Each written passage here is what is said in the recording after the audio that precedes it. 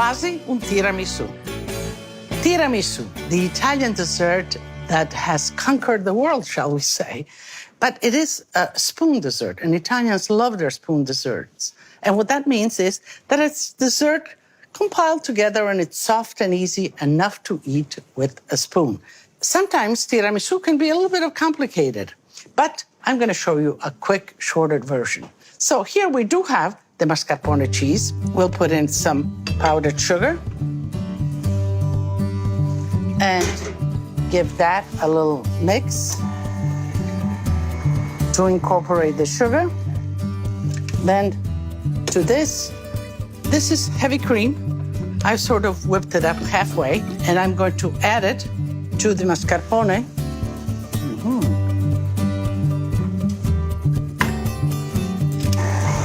And let's whip that up.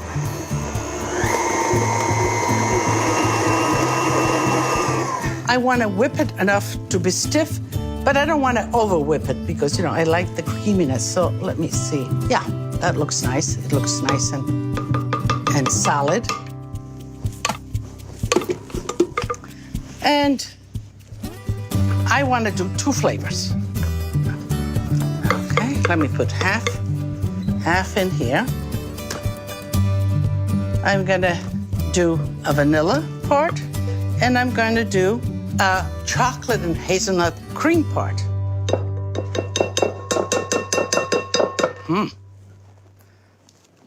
So here we have the chocolate and hazelnut flavored and the vanilla flavored. And of course, the Savoiardi are the ones that kind of hold it all together. But we have to dunk them. And I'm going to dunk them in a coffee mixture. So here I have some coffee, bringing it up to not really a boiling point, but a hot point, so that you can add the sugar. Let that melt. And here I have some coffee liqueur. You know, if you don't want to use any alcohol, you can omit this. But you know, the Italians like a little zest in their dessert. And you mix it well until all of the sugar is melted, and you let this chill at room temperature. Now the assemblage begins. And to assemble, here we have the coffee mixture at room temperature. We poured it out, let it cool, and here it is ready. So, you know, combining or building the dessert takes a little bit of organizing yourself. Here we have the Savoiardis, and individual semifreddos are great because you can make them in advance, keep them in the refrigerator, and then you just put them out. So I would begin with soaking a Savoiardi and just breaking it. So you see inside, it's just soaked on the outside. Sometimes I get an email from you and you tell me, oh, my tiramisu is all falling apart because you over-soaked the Savoiardi. So, some chocolate, some more Savoiardi. And you notice I'm doing one by one. I don't want to, because if you put it in there, it's gonna break apart. So, and let's do the vanilla cream.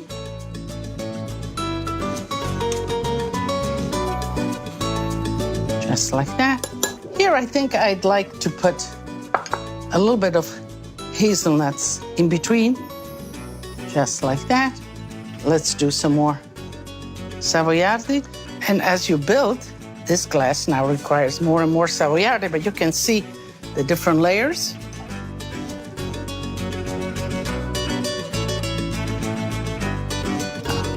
It's good.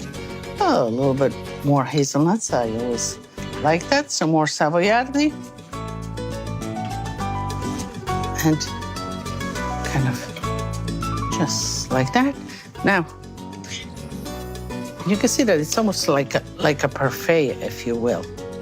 A little bit of the hazelnuts. And here I have some shavings of chocolate. Now, to do shavings of chocolate is rather simple. You get yourself a chocolate bar, a potato peeler, and you just shave away, just like that.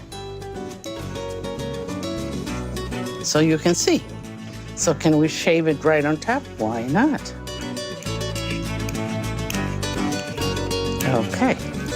And that's numero uno. That's number one tiramisu.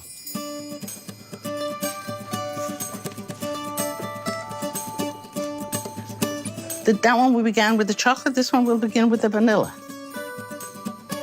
Okay. Hazelnuts are always good.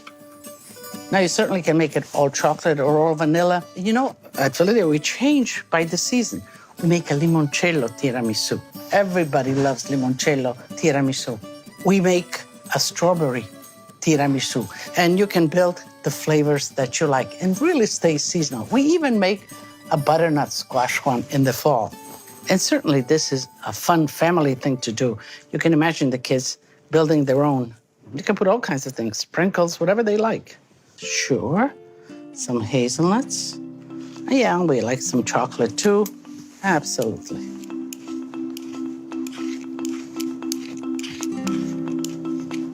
Okay, and number 3. So, you know, sometimes I also get a question. I don't have the savoiardi. You know, sometimes you have that kind of leftover or something, or in the freezer sponge cake. But you have to be careful not to over-soak it. So you could have kind of layers of simple cake and sponge cake or whatever at home, but you have to be always careful not to over-soak it. And of course, the traditional tiramisu is with the savoiardi. And yes, some hazelnuts.